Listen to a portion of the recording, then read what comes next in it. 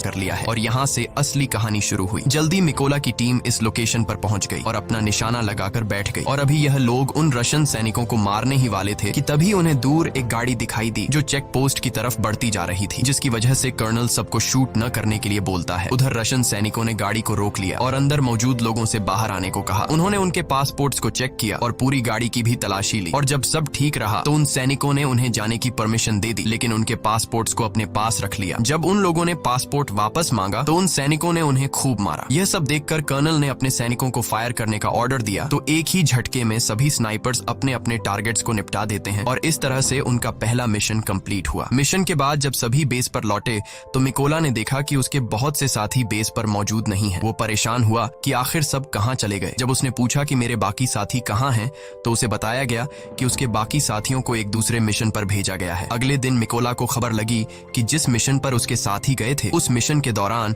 उसके बहुत से साथी मारे गए हैं और उन सभी लोगों को एक रशियन स्नाइपर ने मारा है। उस स्नाइपर का नाम सीरी था और वह रशिया का सबसे बेहतरीन स्नाइपर था। ऐसे ही कुछ दिन बीत गए और मिकोला अपने साथियों के साथ अपने अगले मिशन पर निकल गया। लोकेशन पर पहुंचकर उन्होंने चारों तरफ माइंस बिछा दी और अपनी पोजीशन लेकर बैठ गए। थोड़ी देर बाद रशियन सैनिक वहां पहुंच गए और उन सैनिकों के साथ एवन भी था। एवन वही लड़का था जो स्कूल में मिकोला को परेशान किया करता था और अब उसने रशियन आर्मी ज्वाइन कर ली थी। लेकिन जैसे ही कर्नल शूट करने का ऑर्डर देता है तब मिकोला थोड़ा सा घबरा गया क्योंकि वह अपने स्टूडेंट को नहीं मारना चाहता था। लेकिन फिर मिकोला अपने जज्बात को साइड पर रखकर वहां रखे लैंड माइंस को शूट करता है तो वहां एक जोरदार धमाका होता है जिससे इवन समेत सभी रशियन सोल्जर्स मारे जाते हैं।